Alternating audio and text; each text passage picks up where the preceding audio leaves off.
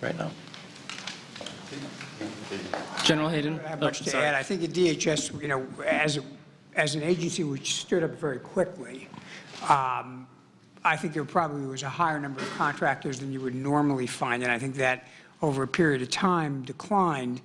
You know, one of the challenges is you can hire contractors relatively quickly. The process of hiring, clearing, and training employees is very slow. So that creates, I think, a general bottleneck throughout the U.S. government and reflects a kind of imperfection in the hiring system as opposed to one in the contracting system.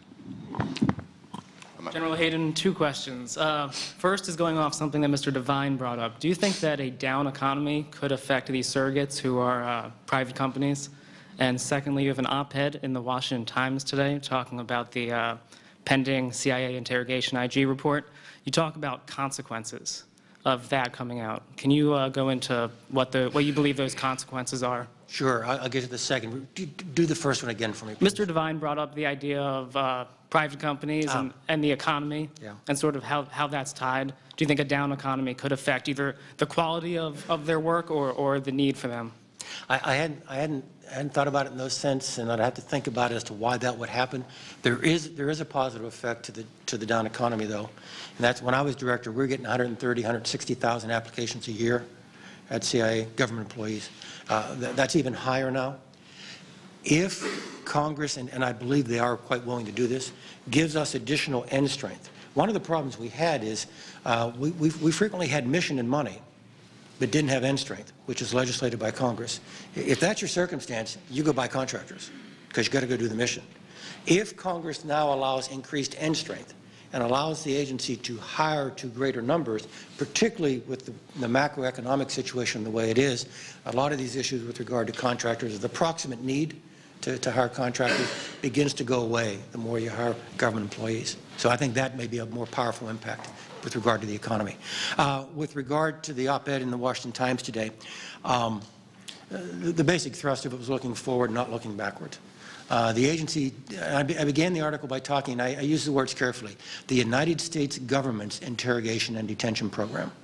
Okay, that's what that was.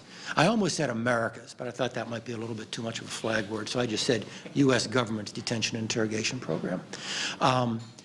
Continuing looking back, continuing to pull these good people through a knothole.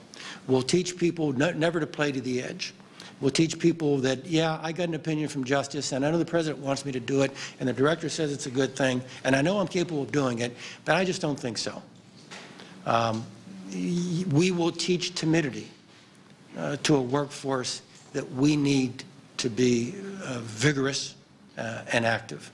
And no matter how narrowly defined this look back might be, it'll start pulling threads, and you'll have a significant number of agency folks being pulled through this process, in my mind, to no good. The article is about the release next Monday of the 2004 IG report, and I simply make the point that one agency contractor was prosecuted and convicted for his treatment of a detainee, the death of a detainee, and that career prosecutors in the Eastern District of Virginia, nobody on the North Bank of the Potomac, career prosecutors in the Eastern District of Virginia reviewed the IG report and concluded that no further prosecutions were indicated. After that was done, it was returned to the agency, and we took disciplinary action where appropriate. One final point I make in the article is that that report's been down on the Hill since 2004, to the senior members of the committee and to the entire committees since 2006. So why would the release of this report prompt us to have a special prosecutor or any other kind of activity? I think it's just destructive of the agency and unfair to the good people who did what they did out of duty, not out of enthusiasm, and they did what the nation asked them to do. Jacqueline Rose, I'm a National Press Club member. Did you cover the impact of the reduction of staff members imposed on the community under the administrations, especially of President Carter and to a lesser extent President Clinton, and I assume there would be some relationship with increased contracting as a result?